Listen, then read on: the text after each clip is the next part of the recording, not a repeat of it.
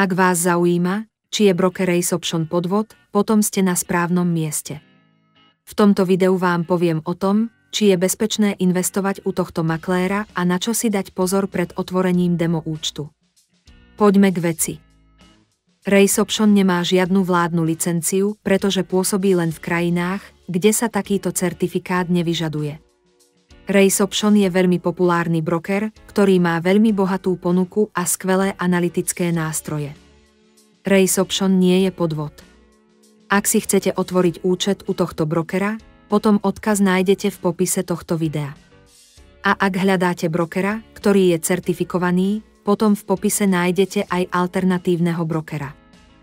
Ak si chcete otvoriť demo účet, prejdite na webovú stránku makléra, ktorú nájdete v popise tohto videa.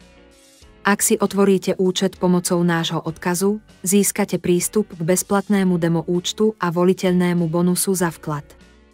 V pravom hornom rohu obrazovky stlačte tlačidlo a zadajte svoju e-mailovú adresu a heslo.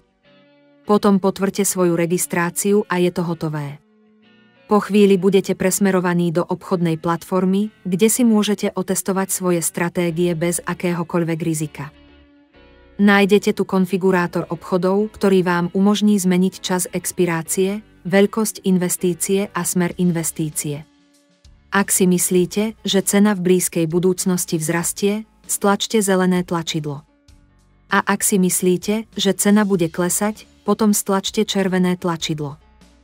Ak chcete zvýšiť efektívnosť svojej investície, môžete si vytvoriť vlastnú stratégiu na základe ukazovateľov dostupných v platforme. Tu si môžete vybrať z mnohých dostupných indikátorov, ktoré si môžete neobmedzene konfigurovať. Pred prvým vkladom odporúčam otestovať stratégiu na demo účte. Ak chcete vykonať svoj prvý vklad, stačí kliknúť sem a potom si vybrať jednu z dostupných metód vkladu.